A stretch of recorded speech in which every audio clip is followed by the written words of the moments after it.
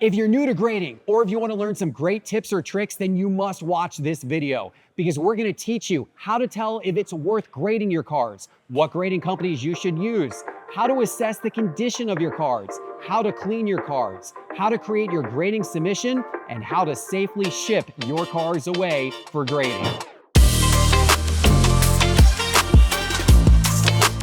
Hello, sports card investors, and welcome to what is going to be an awesome video today. And I am joined by one of the preeminent grading experts, Joe Davis from Got Baseball Cards. Joe, welcome to the show. Great to be back. It is great to have you here. If you've watched our show over the years, you've seen Joe a bunch of times on the show because this man has processed literally hundreds of thousands of cards. You think we might even be in the millions in terms of... We may be there at this point. Maybe in the millions in terms of the number of cards that Got Baseball Cards and Joe and his team have submitted for grading. So there is nobody better to take us through all of the steps to successfully assess and submit cards for grading than this man. And we're going to jump right in. So Joe, my first question for you, how do they out there determine when they're looking at a binder of cards or a stack of cards and top loaders or cards that they just pulled out of a box, which ones are worth considering for grading? Well, first of all, you got to start with value. You want to look at the cards, use market movers or use whatever tool they use to see what graded values could be.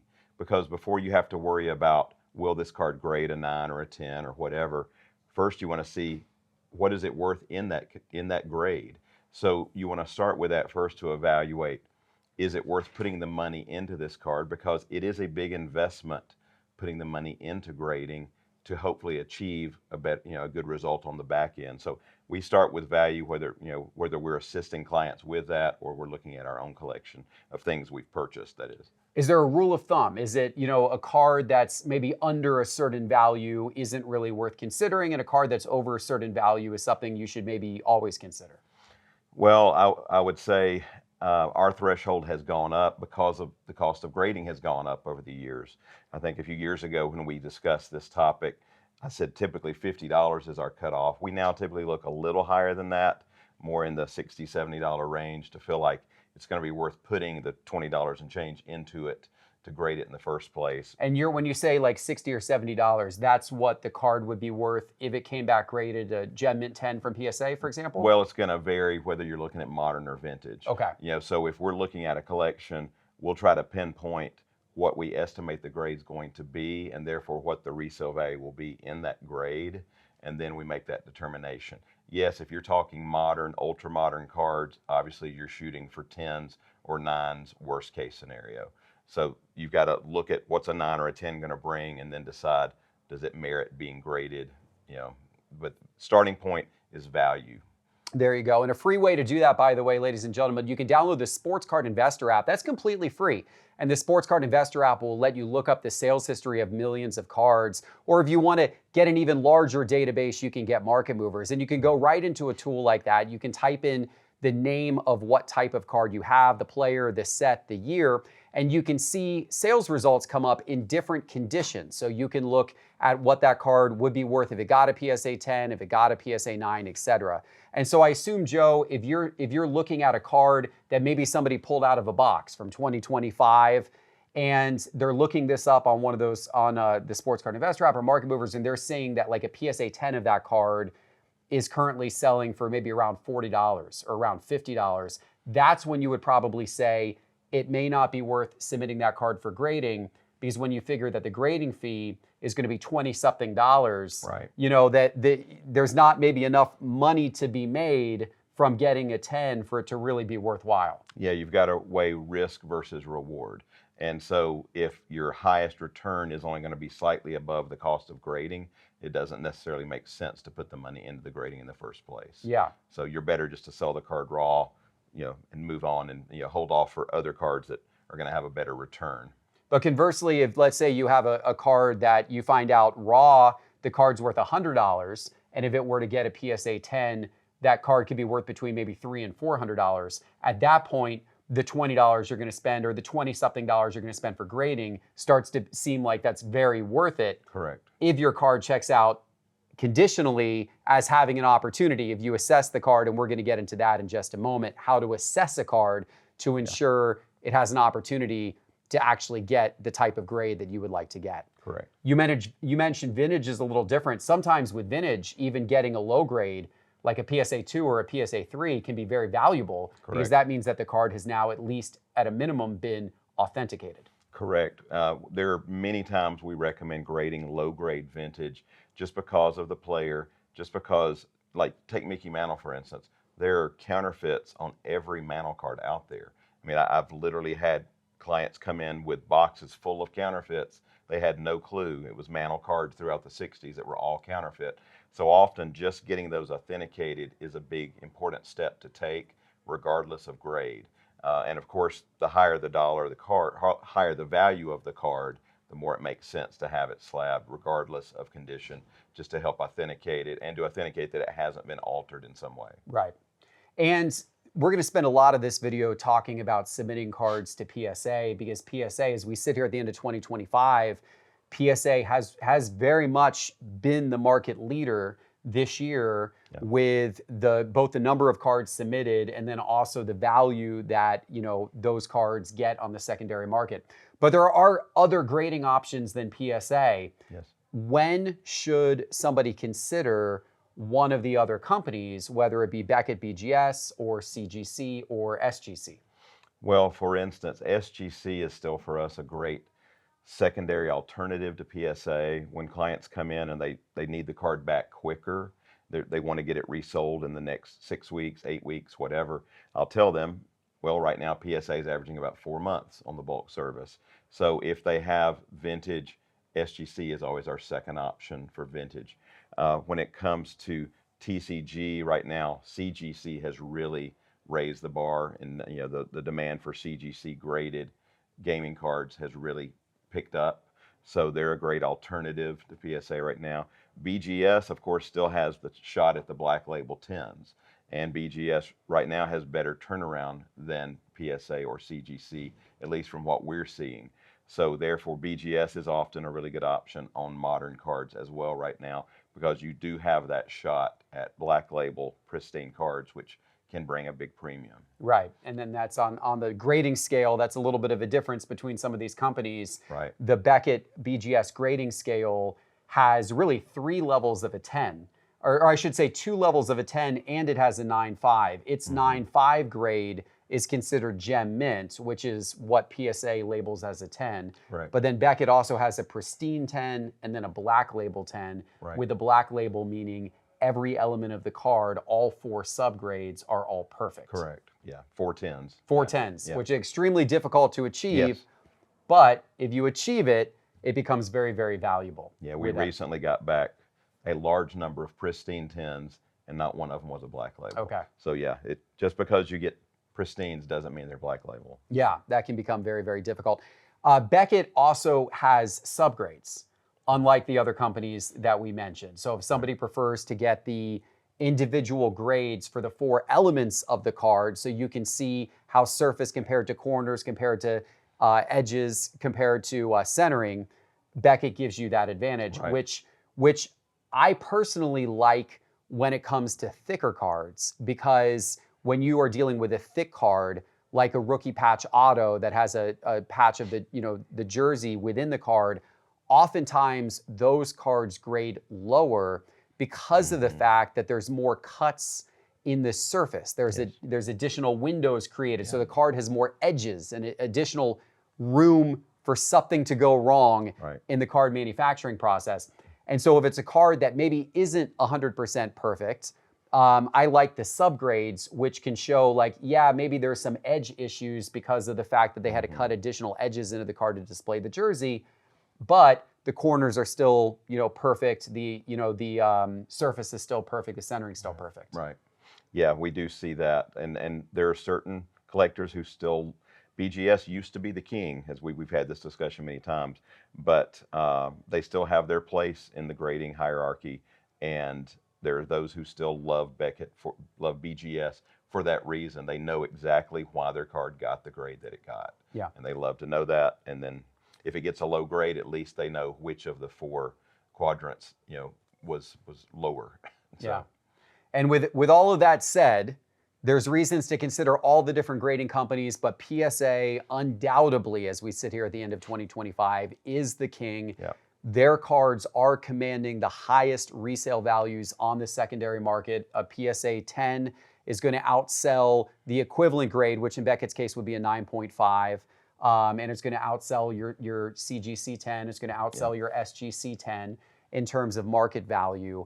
The grading numbers, the millions of cards that are going to PSA show PSA's power right now in the sports card market. And they've really worked their way into the number one preference of most collectors who are submitting cards for grading. Yeah, they're still 10x every other company. Yeah. So in terms of volume each month. Yeah. Even though like CGC has moved up dramatically lately, they're still doing about a tenth of what PSA is. So that just shows how dominant PSA still is in the industry. Yeah, so it is definitely a stark difference, but there is good reason to consider all of the different grading options. So now that we've given you a little taste of what cards to grade from a value perspective and also what grading company to consider, we want to get into the nitty-gritty of evaluating your cards so you can assess what grade they will likely get. We're going to dive into that now. All right, Joe, when assessing a card to determine its condition, to determine if it's even worth submitting to grading or not, what is the first element you look at? Well, I have some painful lessons in my years in the hobby, and the first thing I learned is centering. Okay. Because that's the easiest to catch. Because many, many years ago, I was a huge Tony Gwynn investor, you might say. I was buying large quantities of Tony Gwynn rookies, and I would send them in. And my first huge batch I sent to PSA back in 1998, I got back a lot of them that were graded OC. And I was like, what in the world is wrong with these cards? And then immediately I'm like, oh, yeah, corners are great. Everything else is great, but the centering was off.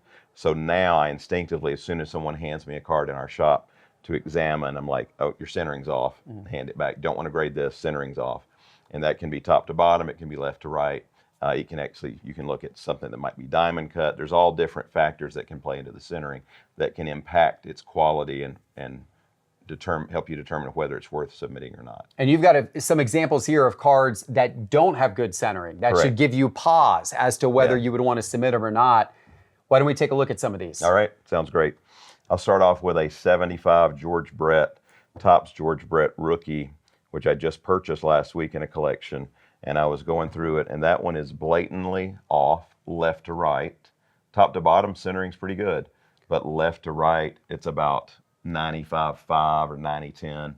It's way off left to right. Yeah, and you can see what Joe's talking about right here. That bar between the edge of the white border and the edge of the card versus the edge of the white border and the edge of the card over here. You can see the entire image is shifted to the left.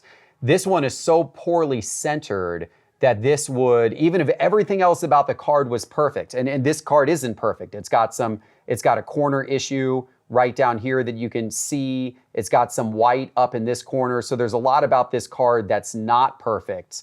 But even if it were perfect, that centering alone would knock this card down several grade points. This would have absolutely no shot at getting a high grade because of that centering issue. Correct.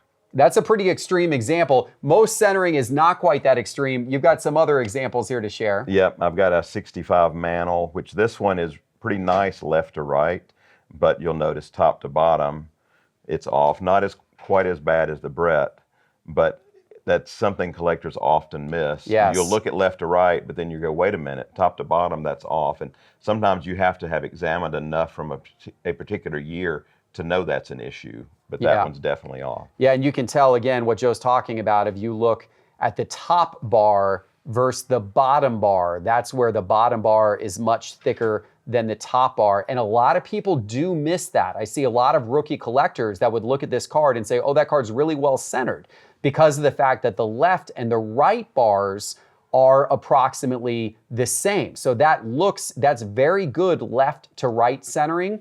But top and bottom centering matter as much as left to right centering does. And so the fact that the top and bottom is as off as it is will once again knock this card down several grade points. Yep.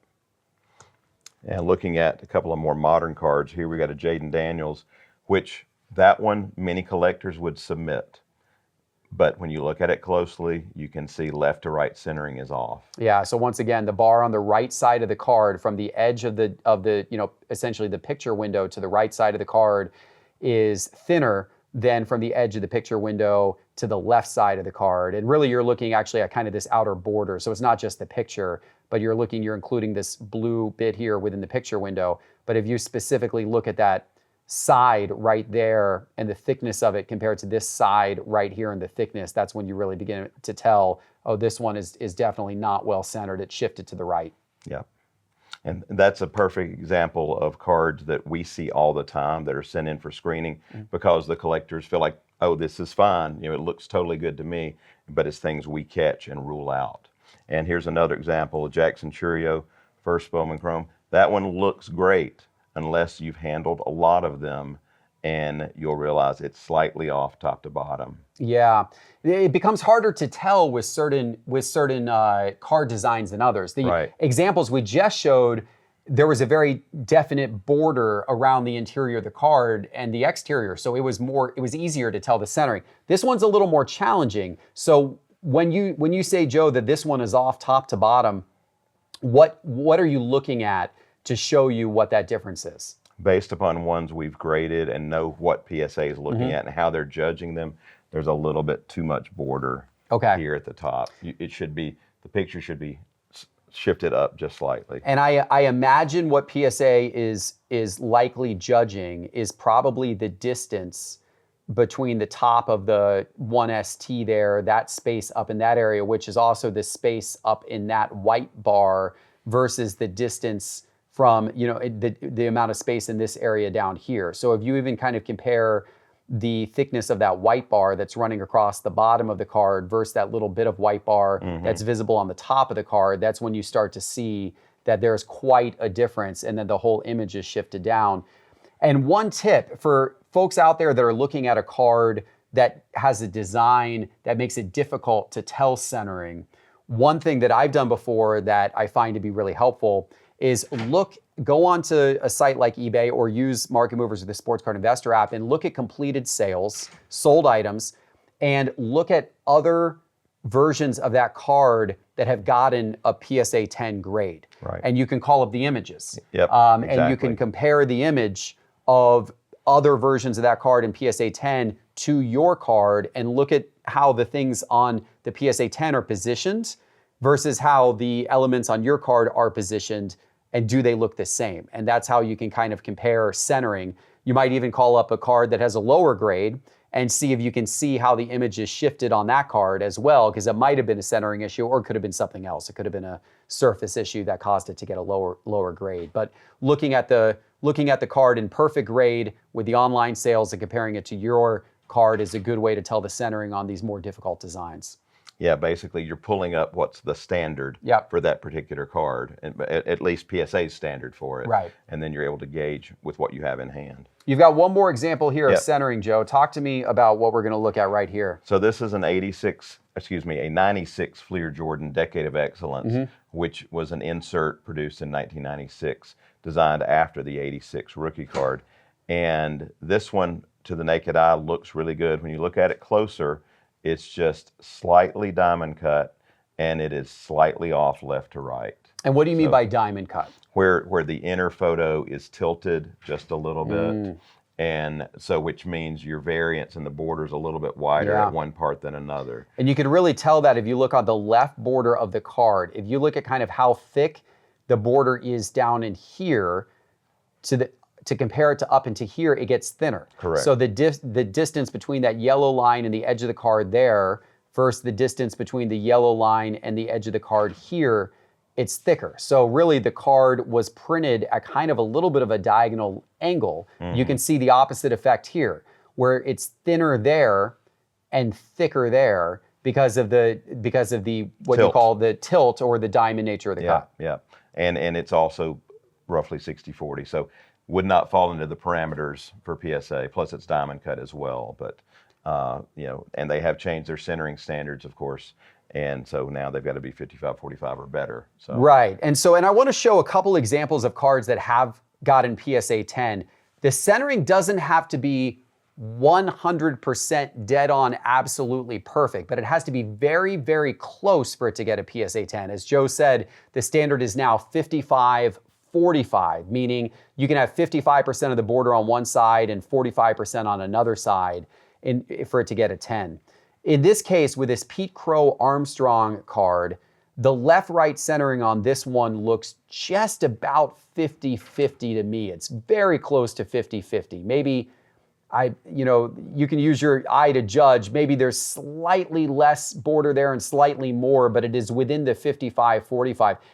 I would suggest on this one that the top border is definitely a little bit thinner than the bottom border, yet it fell still within the PSA 55-45 guideline, but I would say barely. I would say this card from a centering perspective is kind of right on the border of, is it too far top bottom off centered or not? If the image was slightly, smidge higher, it definitely would have dropped to a PSA 9. This was probably right within the allowable standards, so it was able to get a PSA 10 grade. So it doesn't have to be 100% perfect, but it has to be close. And just as another example here, this is a Shohei Ohtani card that is, it's pretty close. It's pretty close to dead center on this card. I think the left border is slightly wider than the right border, but it's within. So again, once again, it doesn't have to be 100% perfect, but it's got to be within 55% and 45%. And their graders in this case must have assessed that border was probably more like 55% and that border was 45%, but close enough to still qualify for a 10. Right. Any more off-centered, and this grade would have probably fallen down to a 9. Yep. This card, Joe, that I'm going to show here, this is, of course, one of the very popular, case hit designs. This is Kaboom. This is a card that people always have a difficult time assessing the centering of. If you're at a card show and you see this card in raw condition, how would you go about assessing, is this one centered well enough to potentially, get a PSA 10 like this one did if it were to grade?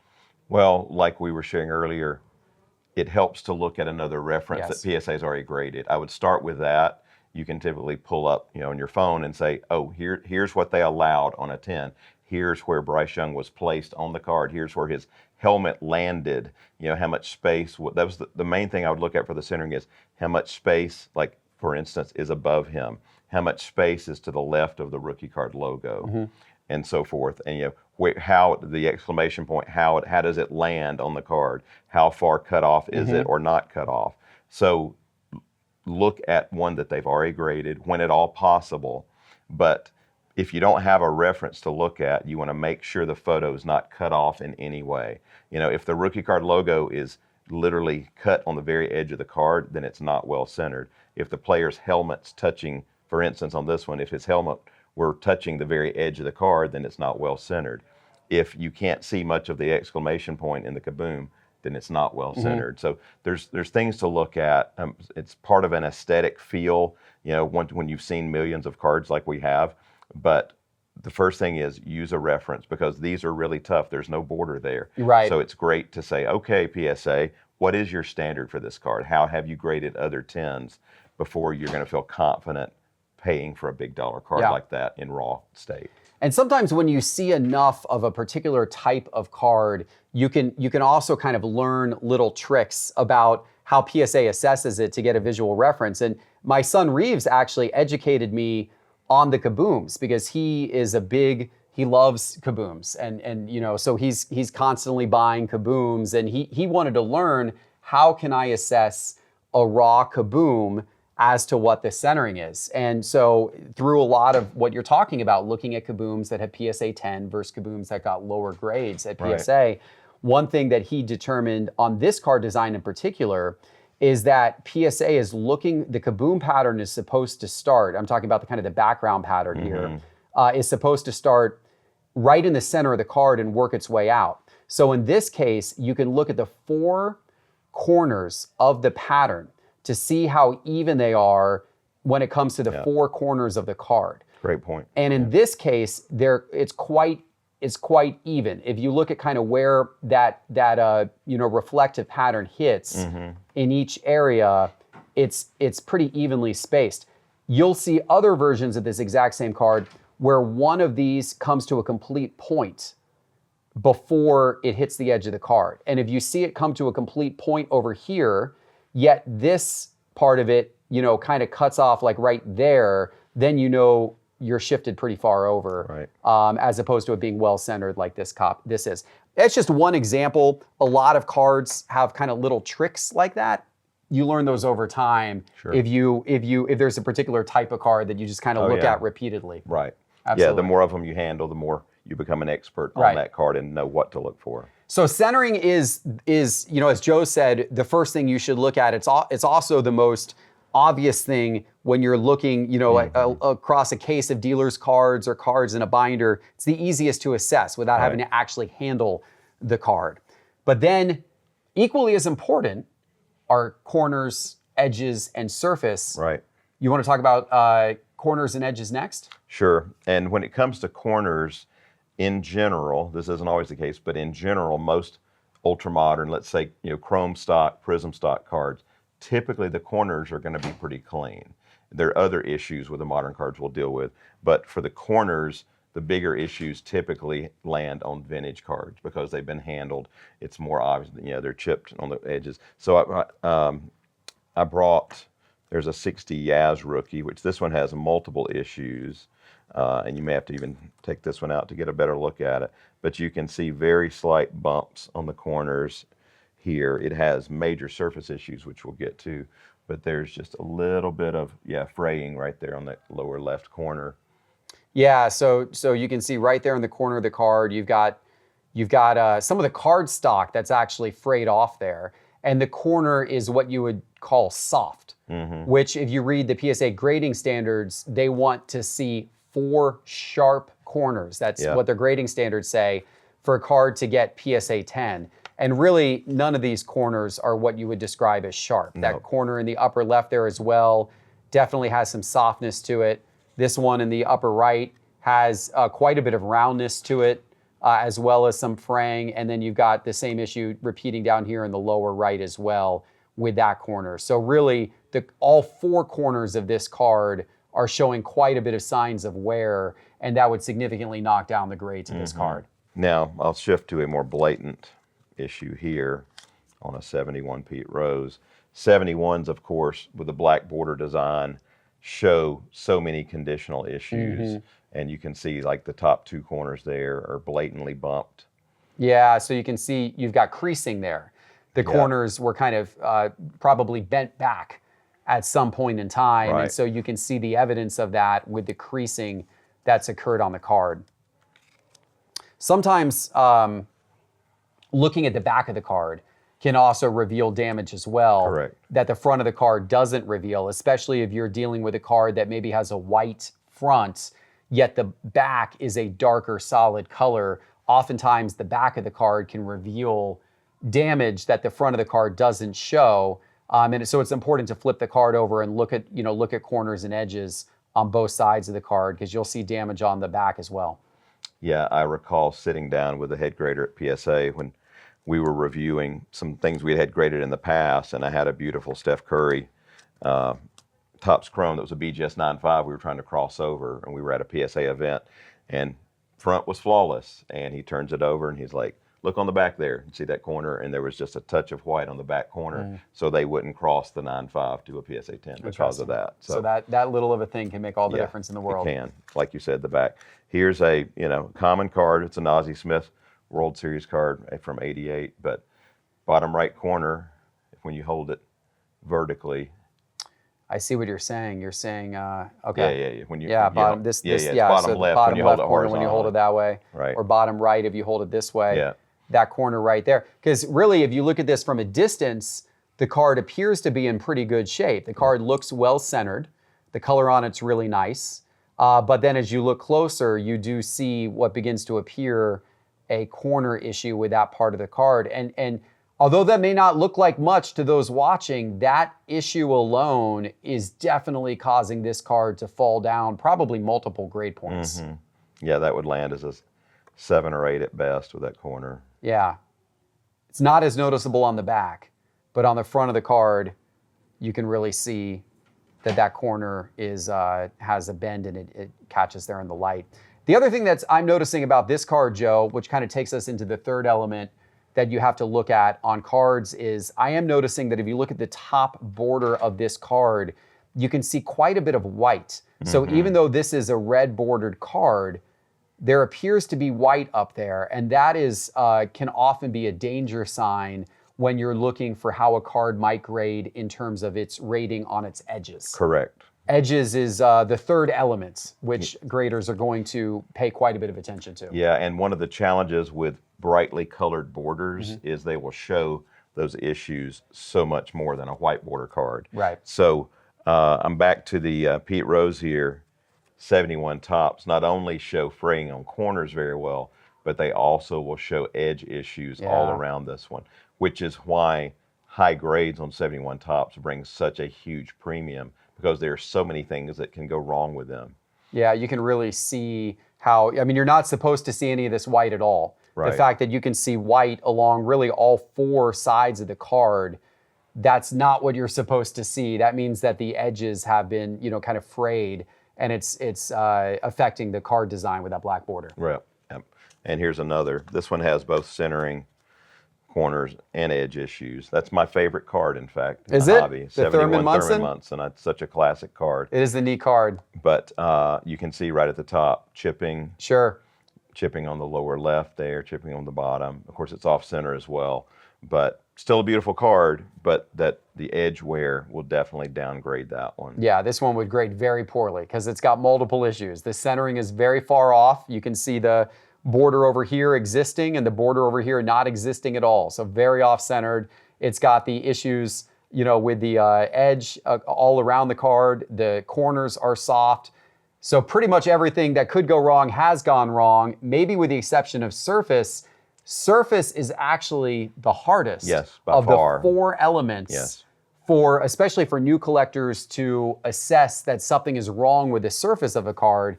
You brought us several examples of cards that have a surface issue. It's going to be important to pay a lot of attention to this, because I'll tell you, the number of people that I encounter who say, hey, take a look at this card for me. I think it's in perfect condition to grade. I think this could grade a 10. And I'll look at it and I'll say, yes, the centering looks really good. Yes, the corners are sharp. Yes, the edges look really good. They look sharp. But then I'll start to tilt the card in the light and I'll start to catch surface scratches or little dimples on the surface. And I'll have to break the news.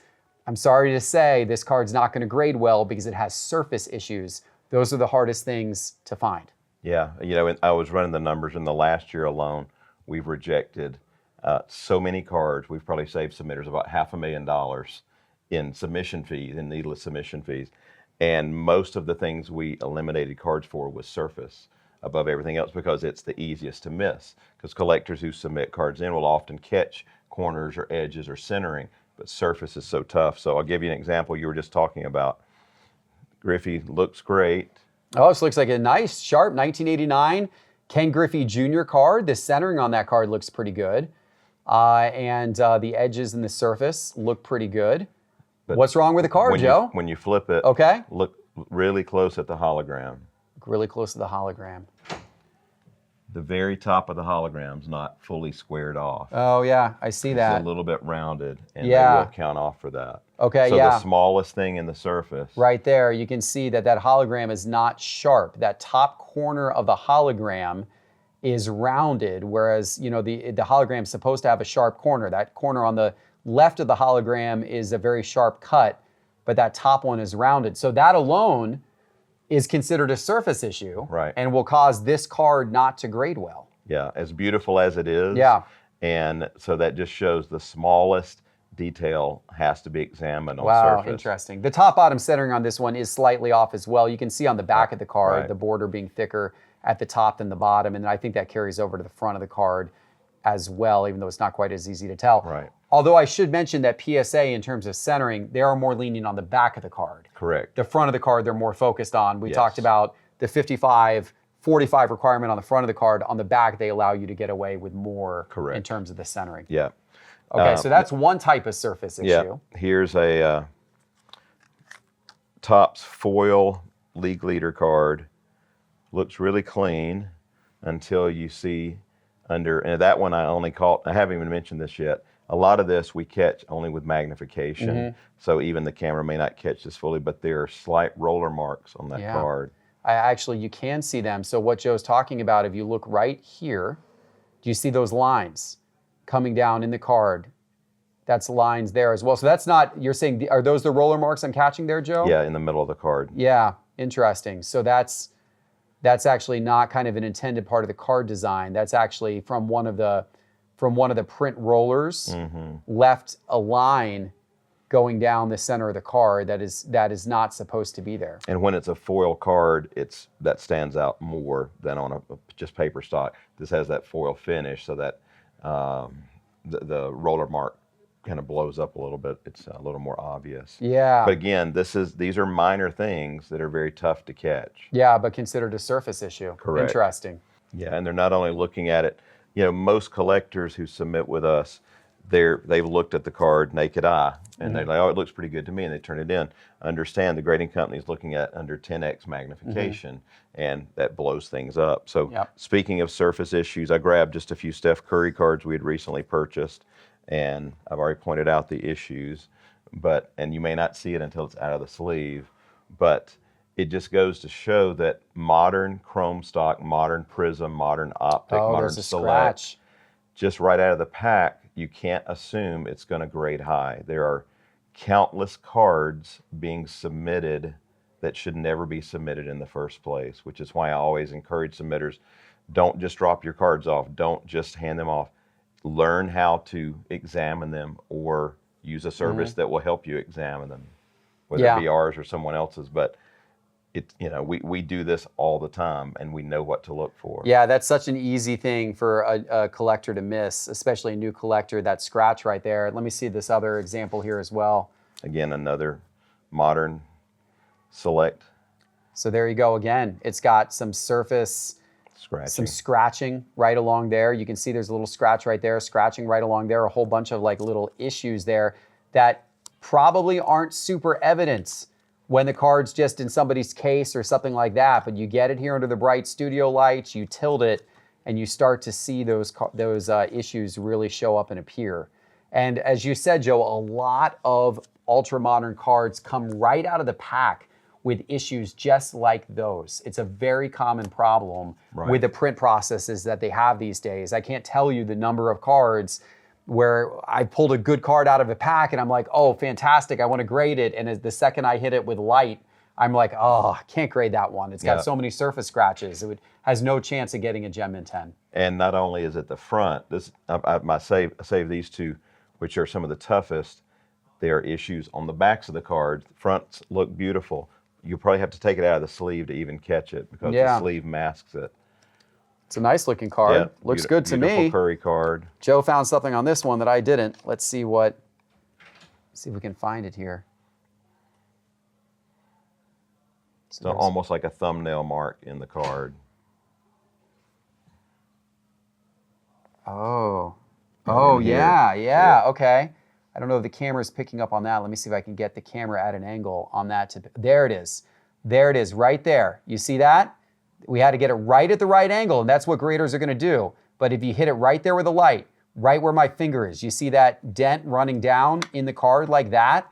That is something that got pressed in to the back of that card. It's an indentation mark that is going down, running like this through the back of the card in that area. And unfortunately, that doesn't seem like a lot. It doesn't look like a lot, but that indentation will be noticed right there. It actually goes on for a little ways. It comes all the way down here. You can see that when you get it here in the right light. That indentation will be noticed by a grader who's doing what I'm doing right here under bright lights, and that will definitely knock that down and give that no chance of getting a Gem Mint grade. Same thing here, upper left on the back. Let's take this one out and see if we can see it as well. And we catch this a lot on optic, select, prism, cards like that. The front looks great, but there'll be these little, we call them, they look like someone's pressed their thumb into the card almost. It's very minor, but It's typically hidden in the surface. It's often near the top. We see a large prevalence of this on prism cards on the back. Yeah, that one's more difficult to catch and more subtle, but I think above that letter S,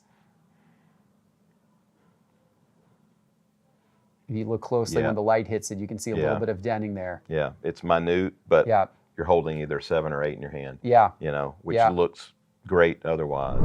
All right, Joe, you've brought a couple of tools with you today that can really help when people are assessing cards, like what we're talking about here. What do we have? Well, so you might see I have glasses on. I am a little older now than the last time we did a video like this. So if submitters are wanting to examine their cards, just buying a simple pair of glasses at Walgreens, Walmart, whatever, to provide some magnification can be greatly helpful to examine the cards. And then if you want to move up to 10x magnification using a loupe like this, which is 10x, which is what graders use to examine cards, and it's lighted, so they can light it. And look at that, yep. And look at, corners. Sure. It's hard to catch that on the camera, but it will really blow up any issues with the cards. Yeah, you can see a little bit there on the camera how, as your mouse, you're moving over it, I should say, you can start to see, elements of the card. Oh yeah, there we go. That's a better shot right there. You can see elements of the card there on the camera. Get a close-up look at things. So basically the bottom line is it's great to use some type of magnification. Right. Simple, whether you have glasses that are designed such as for reading that'll help magnify the card, or something you buy, at a big box store, something to help magnify the card, to help you catch issues, or you can step up to a 10x loupe like this, which will really blow up corners, edges, surface, etc. And you sell these on your website, if I recall, right? We do. Okay, so somebody who wants to pick one of these up, it's gotbaseballcards.com? Yes. Gotbaseballcards.com, There you go. And also lighting is critical. We've learned over the years that too many light sources is a problem. So my head of grading, Doug Giles, he will literally sit there in the dark most of the day examining cards. His room will be dark, but he will have one single light source to help examine the cards, because when you don't have all the other light sources flooding in, you can really get a much better look at the card and with the issues with the card. You can buy these on Amazon, $30-40 for a light source. And this is like that. this is like a halogen light. Looks like it's brightness. Oh yeah, look at that. We get it real bright here. Brightness level adjusting, single light source, and then that's the perfect in a dark room. That really allows you to hit the card at a bunch of different angles. Correct. And really see those surface issues. Yeah, I was just at a show this weekend, and submitters were like, "Can you pre-screen this for me in person?" I'm like, "Not accurately, because hard. The lighting in here is not what we need." Yeah, it's hard to do at shows. It's hard to look at surface issues at a show, and with the lighting in a show, it makes it real difficult. PSA, the president of PSA, Ryan, was in our studio, and we were talking about how they assess grading, how their grading room works, and he said they operate in the dark. So their grading room, similar to what you do, they've got the lights out and they've got a bright halogen lamp on the desk of their graders. Correct. And that's how their graders are looking at and assessing surface issues. Right. So basically do what the graders do. Yes. That's the way they're going to examine it, so why not examine it the same way? There you go. To get the clarity that you need. All right. Appreciate you sharing those with us. Yep. And speaking of these small details, Joe, this is something that you and your team at Got Baseball Cards do for customers who maybe have a stack of cards that they want to grade, but they're not 100% certain in their own assessment, or they simply don't want to take the time to assess in detail like we're doing in this episode. Right. They'll send them to you, and you'll do this assessment for them, and then if they pass, you send them on to the grading company. Is that right? Correct. With grading costs going up, with turnaround times slowing down, it's more important than ever to be careful about what you're grading. I hate it when someone just blindly sends in hundreds of cards and says, "Nope, I don't want any screening," and then they get bad grades because they didn't know how to examine the cards. That's disappointing for them. It's disappointing for us. But I had a client send in a looked like a beautiful Eli Manning rookie auto, and he got a 4. And I was like, and he goes, "Well, I thought I knew what I was looking at, and he was like, "I absolutely don't want y'all to screen them. I just want them graded." And I'm like, "Okay." And so we honored his request. But, we love assisting clients with their collections and helping eliminate cards like these that shouldn't be graded in the first place. And so we try to help clients with that. We charge $3 just for a pass fail to help examine the card if it should be graded or not. and $5 if they want a full detail with an estimate of the grade. And so we have thousands use our service.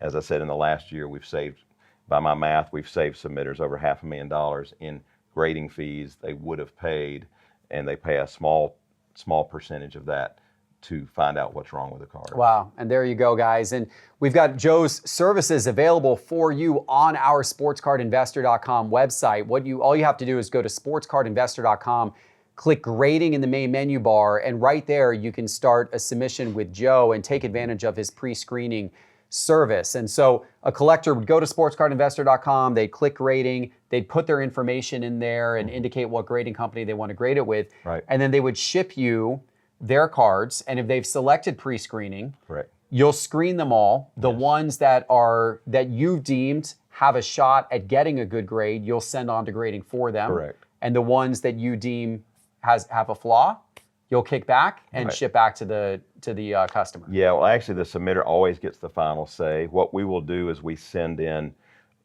images of every card that doesn't pass, and if they've selected detailed screening, we'll itemize what's wrong with each card. Okay. And then they have the final say, because some collectors will say, no, I want that card graded anyway. We estimate a card as an 8, and they say, to me, that's still worth grading. So the submitter always has the final say on what gets graded.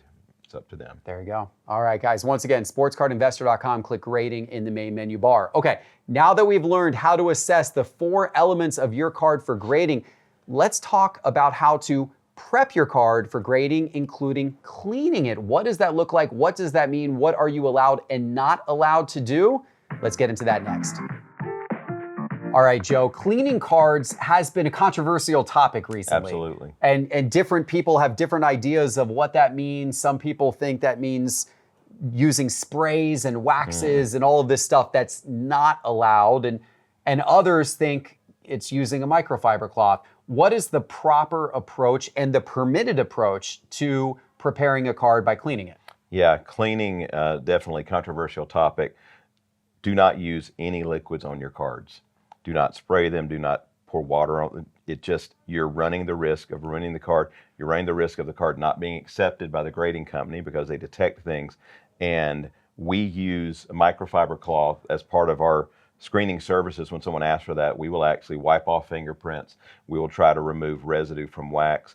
We review so many vintage collections. We literally have a process. If I'm reviewing a vintage collection for screening and I catch anything on the surface, like an old wax stain on the surface, I'll flip the card in the semi-rigid so that our grading team, when they look at it, they know, okay, there's an issue we've got to try to resolve here. And I just use a clean microfiber cloth.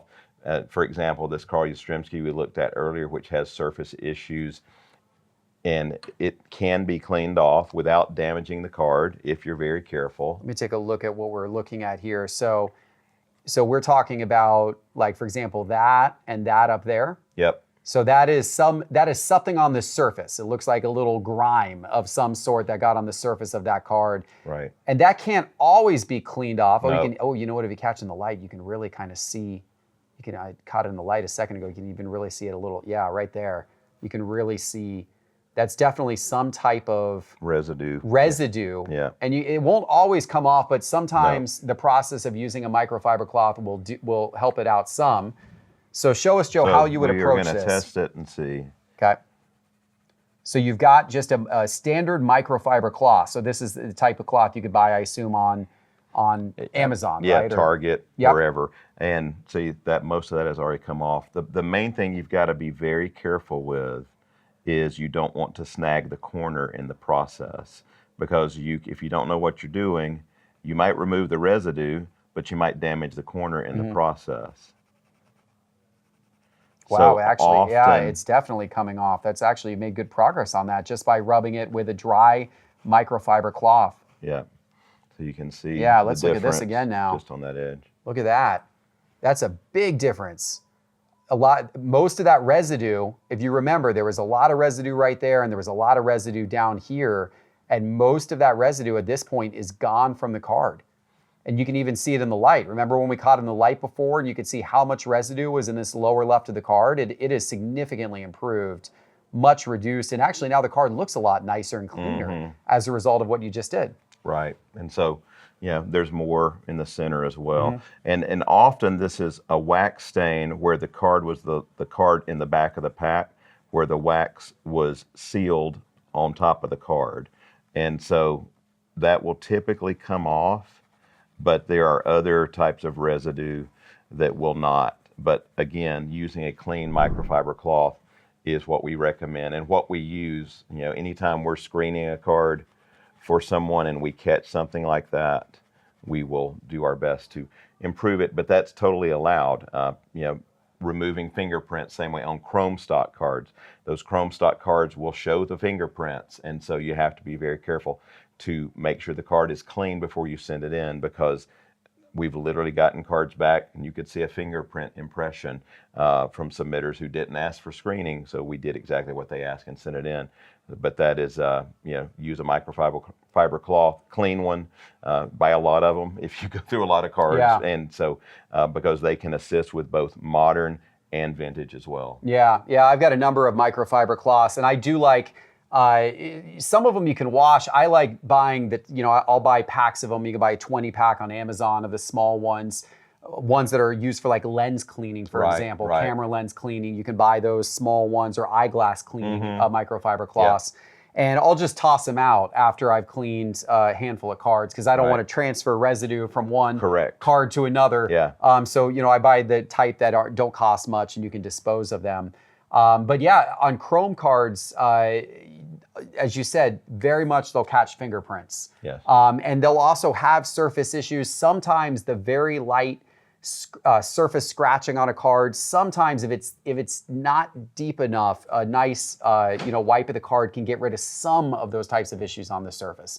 Not all of them. It's not going to resolve a big roller mark or a deep scratch, but sometimes what you may think at first glance when you look at a card is like, this has got a couple of surface issues. It turns out to be something that is just kind of accumulated on the top of the card, a very surface layer issue, and wiping it down will clear the front of the card of that. Yeah, exactly. Yeah, okay. So that's the proper way to do it. The improper way to do it is to use any type of wax or spray, as Joe said, against the rules of the grading company. Yes. Not recommended, can potentially cause damage to the cards over time. It is unknown, but doing what Joe just did with the microfiber cloth is allowed, is permitted, and is certainly recommended as a step to getting your cards ready to go. Yes. All right, so we've got our cards clean, but now we got to package them up. We got to get them put together the proper way, whether you're going to be shipping them off to Joe or you're going to be shipping off directly to the grading company. Let's talk about that next. All right, Joe. So folks out there watching the video, they've hopefully looked at their cards. They figured out some that are worth grading from a value standpoint. They've done the assessment of the cards and have determined that they've got a shot at getting a good grade. And now they've wiped down the cards with a microfiber cloth, but now we got to get them ready to actually submit to grading. And the first step is to put them in the proper holders, the proper protection, to actually get them submitted in the first place, right? Yes. And that's where these things come in. What are these, Joe, right here? So these are semi-rigids. Okay. Not top loads. Right. You do not want to use top loads. These are top loaders. So most people, when they are protecting cards, valuable cards for their collection, they're either going to put them in a magnetic card holder, or they're going to put them in a top loader. Top loaders being most common, right? Most people will put them inside a card sleeve. And then once inside a penny sleeve, these are known as card sleeves. Once they put them inside of that, they'll put them inside a top loader. Right. But you can't send them to PSA that way. They don't want them that way. That's not how they want them to be shipped to them. They want them in these things. Yeah, and they're very blatant, very clear about that. Yeah. They prefer semi-rigids. It's much easier for the graders to handle. It's easier for them to, remove a card out carefully, and safely. Right. And that's what they want. Everything. We receive thousands of cards in top loads from submitters, and then that's part of our process. We re-sleeve everything for them.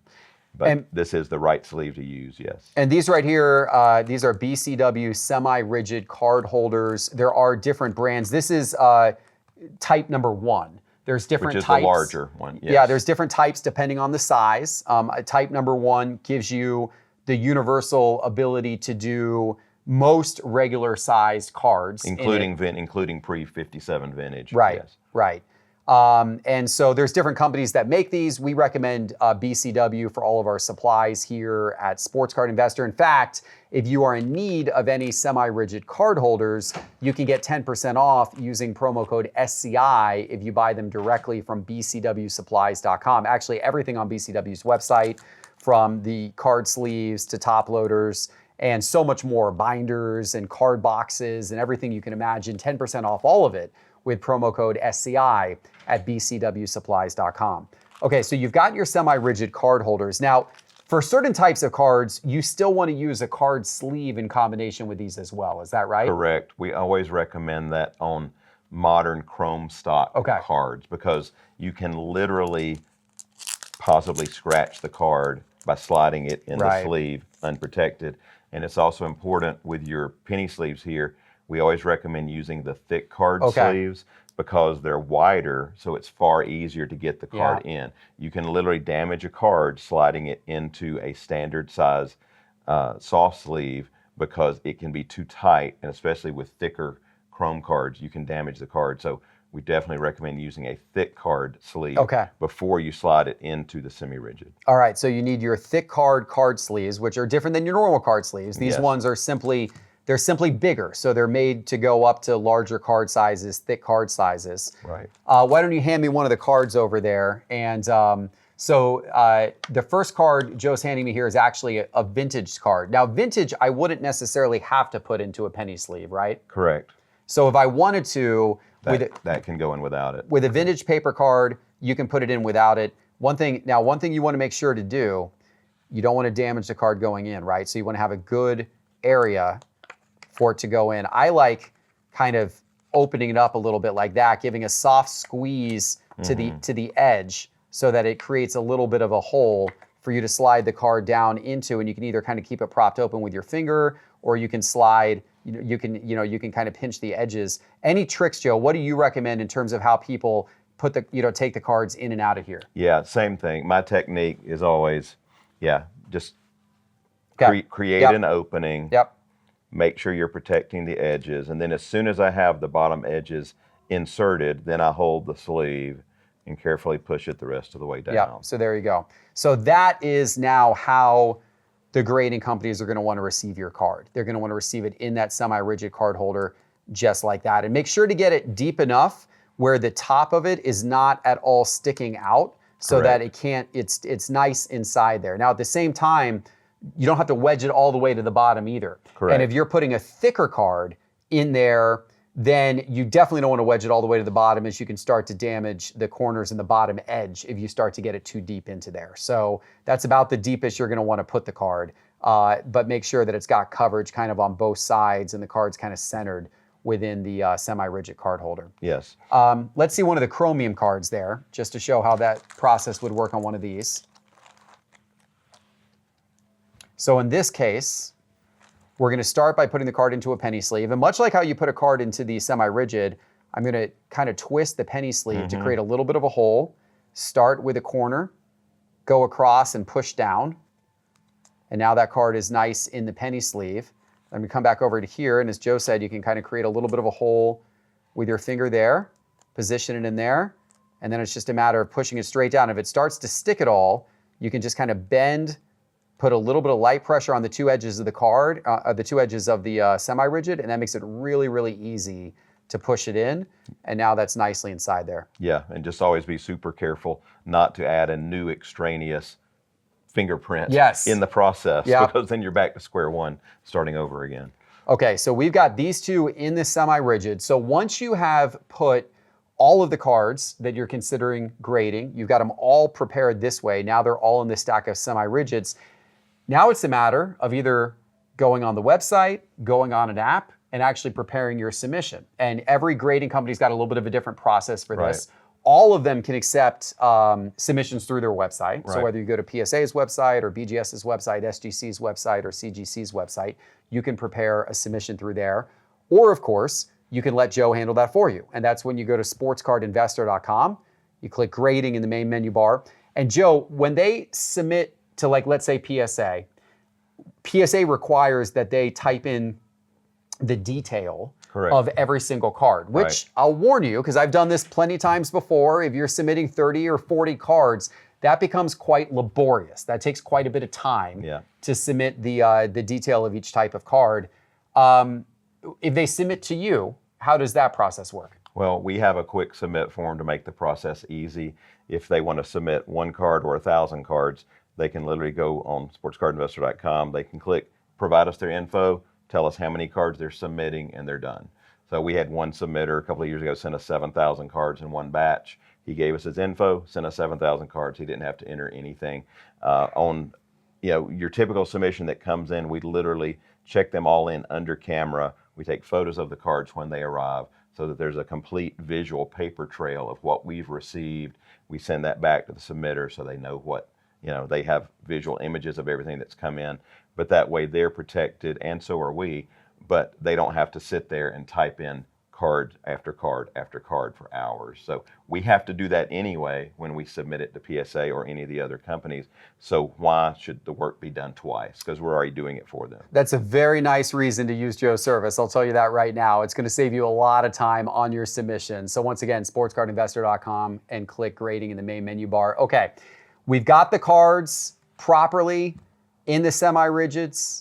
We've decided if we're going to send them to you or if we're going to send them to one of the grading companies directly. The final thing we have to do is package them to ship.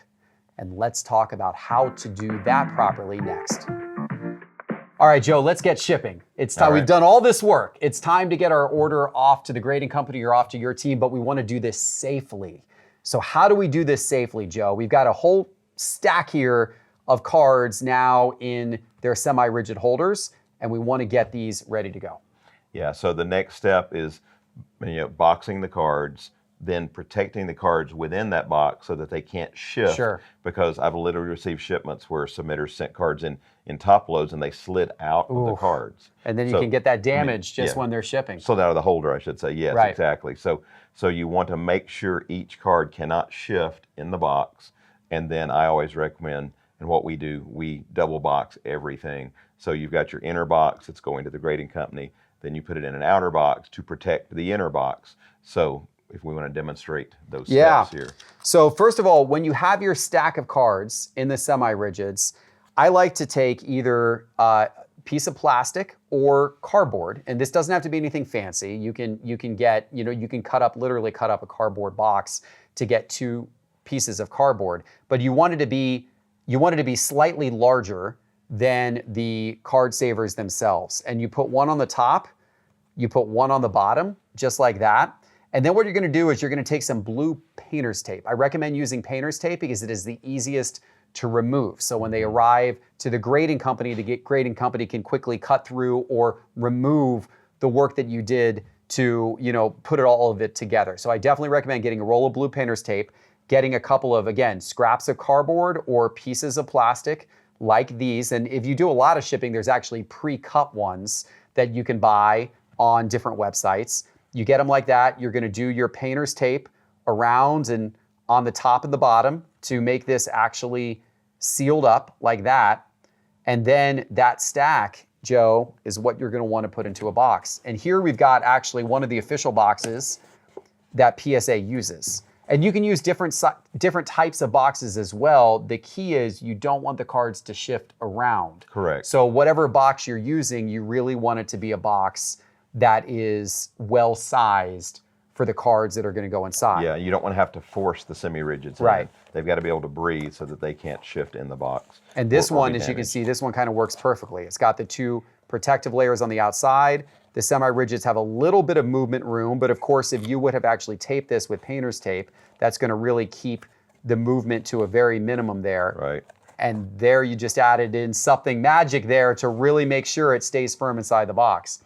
So here you used a piece of foam. Right. You could use bubble wrap. Probably Yep. a lot of people would do that, or Packing peanuts. packing peanuts would work as well. Right. But the point is, don't leave them loose in a box where Correct. they can shift back and forth during shipping. You want them relatively secure and tight in a box just like this, so that as this thing goes through, the postal service and gets dropped and all the bad things happen to it, that is, you can see throughout that whole process, those cards are staying in place inside that box. Correct. And then once they're in the inner box, we always recommend putting them in an outer box. Okay. Reason being, you don't want someone cutting into this box with a razor blade Yes. and cutting your card. And so you want another layer of protection beyond this box, and so that they can cut into the outer box, then get into your inner shipment, Right. which is already well protected. Because the last thing you want is to do all this work and then you send it off and it gets damaged when they cut it open. Yeah, especially for valuable cards. That's be very, very careful. So you would seal this with probably a little bit of packing tape here. Yes. That would keep this closed, and then these cards are now nicely secured inside here. They're not moving around at all. And so, and then you're going to place that into a little bit of a larger box. And I assume maybe some packing peanuts or some more bubble Correct. wrap around this. Yep. Oftentimes when I get these from PSA, they'll do the double boxing and they'll do some bubble wrap around this one and then drop this bubble wrapped into a little bit of a larger box, and then that's what they seal and ship. Right. And of course, you've got to include if you're sending directly to PSA, you've got to include your invoice. Yes. If you're sending to us, we're already going to know it's on the way and we're already going to have all your information. So that's not an issue. But if you are sending directly, you want to make sure include your invoice paperwork in the shipment. Okay. So there you go. And then you ship it off and you hope you get some 10s back. It might take a few months. It might take 4 months these days with how PSA is going, but you hopefully the wait is worth it for you. And of course, if people are submitting through you or they're submitting through PSA, there's updates during the process to let people know the status. Correct, yeah. Let me touch on one last point about the shipping. There are many ways to ship cards off. We recommend the higher the value, you might want to vary the type of service you use. For us, we use registered mail on any of the really high dollar shipments, because in our opinion, since 1998, we've been shipping them that way. We've never had a package lost. However, we've had incoming shipments on FedEx, UPS, and the mail that got lost on the way to us from submitters. So for the higher valued stuff, I highly recommend registered mail. It's the safest method. You can insure shipments up to $50,000 per shipment with them, and it's very cost efficient for the insurance as well. But to your point about providing the information and the updates and so forth, yes, once we receive shipments, once they've been sent off to the companies, we send out email updates advising submitters as their submission progresses throughout the PSA system, all the way up to the time it's shipped back from PSA, and then we contact submitters when the day they're returned to us as well. Yeah, there you go. And it's good to be informed, even if you have to wait a little while. Yeah, it is good to be informed. Okay, Joe, we've covered a lot of ground today, and I think we've gotten the audience ready to hopefully place their next grading submission or maybe their first grading submission. Yeah. And once again, if you want to use Joe and his team at Got Baseball Cards for the pre-screening and to handle the submission for you, it is as easy as going to sportscardinvestor.com and click grading in the main menu bar. And Joe and his team at Got Baseball Cards, they will help you out. If somebody has questions and they want to reach out to your team, Joe, I think we've got your email address on that page as well. Yeah, they can send questions to gotbaseballcards@gmail.com. There you go. Really easy. And Joe and his team will be happy to help you out. All right. On behalf of Joe Davis and Got Baseball Cards and our team here at Sports Card Investor, we appreciate you watching and good luck with your next grading submission. Take care.